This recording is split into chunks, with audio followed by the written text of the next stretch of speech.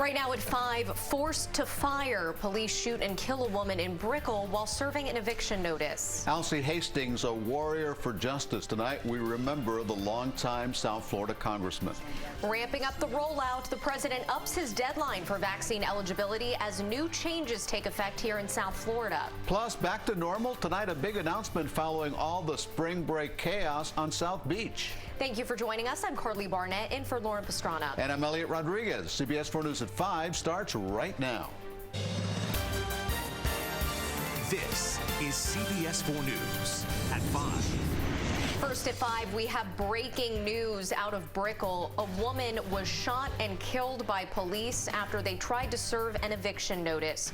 Chopper 4 over the scene this afternoon. The deadly shooting happened as officers were serving the eviction along Southwest 12th Street near First Avenue. That's what officers say. The woman opened fire on them. CBS 4's Ted Scouten is at the scene with the very latest from police. Ted?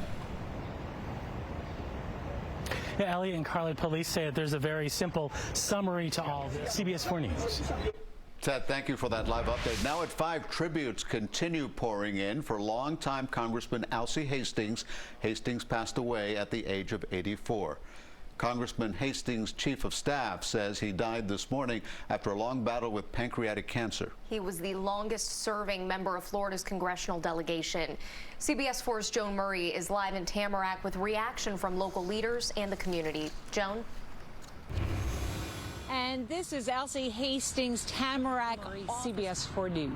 Joan, thank you.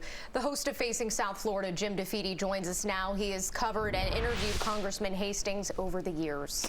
Jim, he made an incredible comeback after the impeachment as a federal judge. What do you think made Alcee Hastings so different?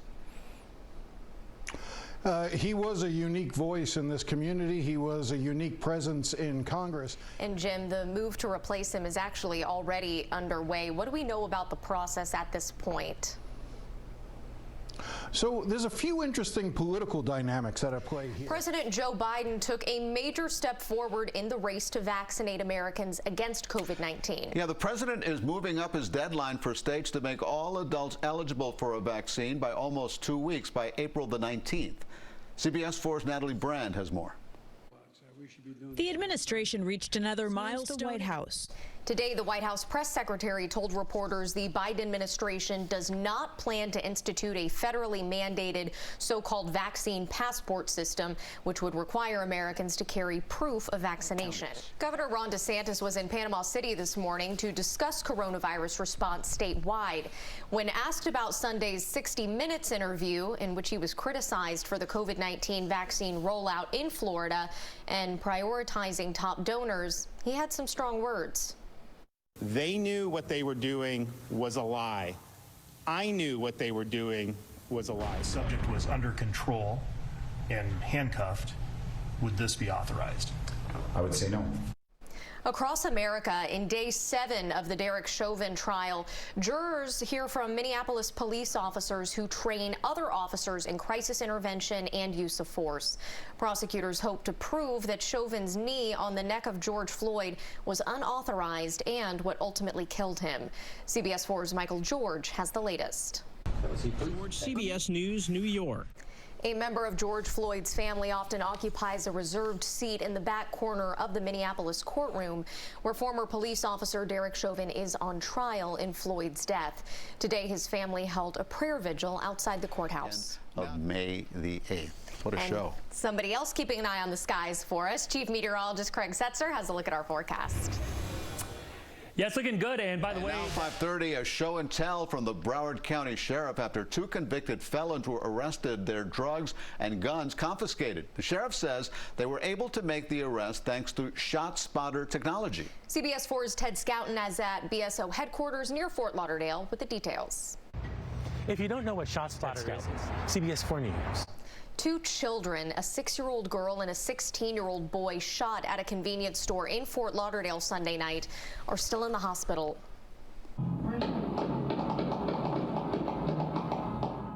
You're listening to Shot Spotter audio there of the barrage of gunfire from that shooting.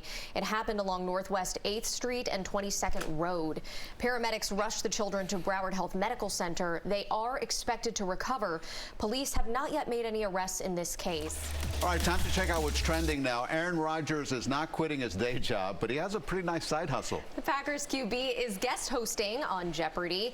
And as he found out, just like in football, some of the players like to talk a little trash. Did you come up with the correct response? Who wanted to kick that field goal?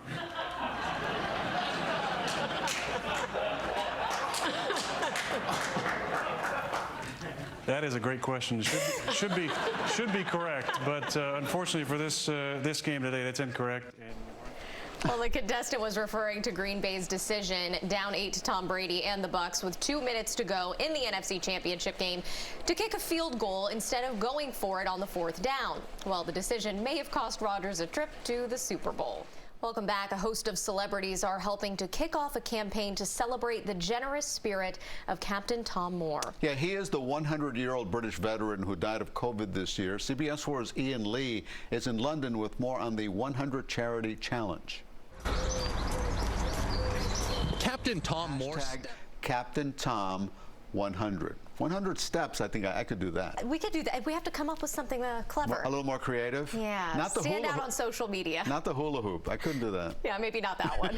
A little easier. That's CBS 4 News at 5:30. And here's what's next on CBS 4 News at 6. Reaction is pouring in following the death of Alcee Hastings.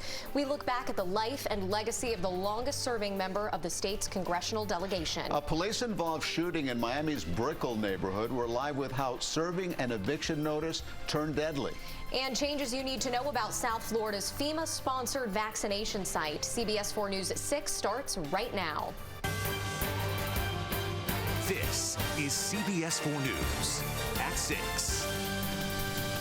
Now at 6, South Florida has lost a fearless fighter for justice. Longtime South Florida Congressman Alcee Hastings passes away after a long fight with pancreatic cancer.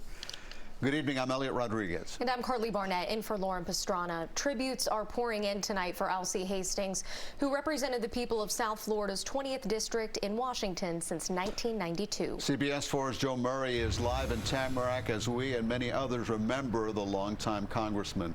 Joan? Good evening. Team coverage remembering Congressman Alcee Hastings right now, and bring in CBS 4's Jim DeFede. Well, Jim, you have covered and interviewed Alcee Hastings over the years, so what do you think made him different? Well, the first thing that comes to mind when you think of Alcee Hastings is that booming voice of his. Turn now to a developing story in Brickell. A police-involved shooting leaves a woman dead as police try to serve an eviction notice. Officers say they had no choice because the woman first fired on them. CBS 4's Ted Scouten is live in Brickell with more. Ted. Yeah, Carly, first a note for commuters. New at 6, it was a reunion months in the making for some students at Olson Middle School in Dania Beach. With the help of the Our Children, Our Future after-school program, students took part in a pizza-making class together in person at Piola. That's a restaurant in Hollywood. Until today, the pandemic only allowed many of the students to see each other online. A lot of them are 6th grade and they weren't able to go on campus because of the pandemic, so they met online with the after-school program. And so this is some of their first time seeing each other since the pandemic. After learning how to make the pizzas, the students got to enjoy their creations. That's the best part, right? But don't you have to throw it up in the air? But then you can drop it. That's the expert level class. This is the intro class. That's the next one. Later in sports, the Miami Heat look for their 5th straight win. A preview of tonight's game against the Grizzlies. And how cute is this? Cameras capture the first steps of a new addition at Zoo Miami. That and more after the break. That's our news for now. The CBS Evening News with Nora O'Donnell is next. And we are back in half an hour with CBS 4 News at 7. See you then.